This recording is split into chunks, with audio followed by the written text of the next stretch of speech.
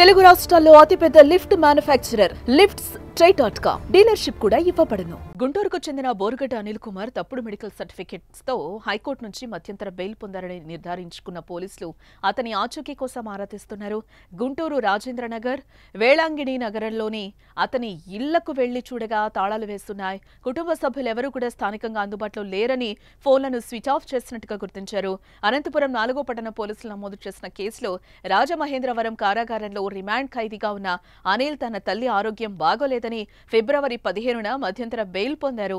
తల్లికి సీరియస్ గా ఉందని మధ్యంతర బెయిల్ మరోసారి పొడిగించాలంటూ గుంటూరు లలిత సూపర్ స్పెషాలిటీ ఆసుపత్రి chief cardiologist PV Raghava Sharma జారీ చేసినట్లుగా మెడికల్ సర్టిఫికెట్ ను బెయిల్ పిటిషన్ తో జతపరిచి న్యాయస్థానానికి సమర్పించగా న్యాయమూర్తి మార్చి 11 వరకు బెయిల్ గడువు పొడిగిస్తూ ఉత్తర్వులిచ్చారు.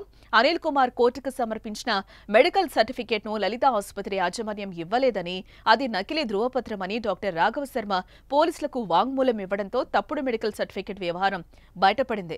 అప్రమత్తమైన పోలీసులు బోరుగడ్డ ఎక్కడున్నాడో తెలుసుకునేందుకు ఆరా తీస్తున్న ఆయన కోసం గాలిస్తున్న నేపథ్యంలో బోరుగడ్డ అనిల్ ఓ వీడియోను విడుదల చేశారు. తన తల్లి విషయంలో అబద్ధాలు చెప్పాల్సిన అవసరం తనకు లేదన్నారు.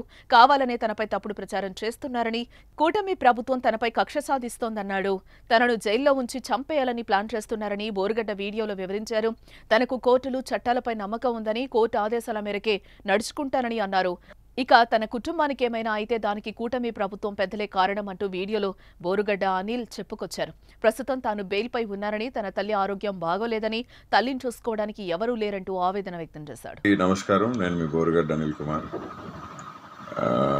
గత 4 నెలలుగా కుటుంబ ప్రభుత్వం నాపై కక్ష సాధింపు చర్యలు చూస్తూ ఉన్నారు. ఫిబ్రవరి 14వ తారీఖు ఇంటర్మ్ బెయిల్ మీద నేను బయటికి రావడం జరిగింది. ఇది వివరణ ఎందుకంటే, గత రాత్రి నుంచి ఇవాళ నాకు అనంతపురం బెయిల్ వచ్చే తరుణంలో మళ్ళీ నాకు బెయిల్ రాకుండా చేసేదానికి కుటుంబ ప్రభుత్వం పనిన కుట్ర ఇది. దళితున్నైన నన్ను చిత్రహింసలు పెట్టారు. 3rd డిగ్రీ ఇచ్చారు కర్నూలులో. నా వెన్నుపూస L4 బోన్ ఫ్రాక్చర్ అయింది. నా testis right side blood clot అయింది గుట్కాలతో తనటం వల్ల. ఆల్ ఇండియా మెడికల్ సైన్సెస్ వారు నివేదిక ఇచ్చారు. ఆ నివేదికను కోర్టు వారికి సబ్మిట్ చేశాం, హైకోర్టు వారికి. ఈ పరిస్థితుల్లో మా తల్లి అనారోగ్యానికి గురైపోయి డయాలసిస్ చేసి యాంజియోగ్రామ్ చేసిన సెట్ కాని పరిస్థితుల్లో ఆమెకి సర్జరీ చేశారు. 16వ తారీఖు 17వ తారీఖులో సర్జరీ జరిగింది. 14వ తారీఖు నేను ఇంటర్మ్ బెయిల్ మీద రావడం జరిగింది.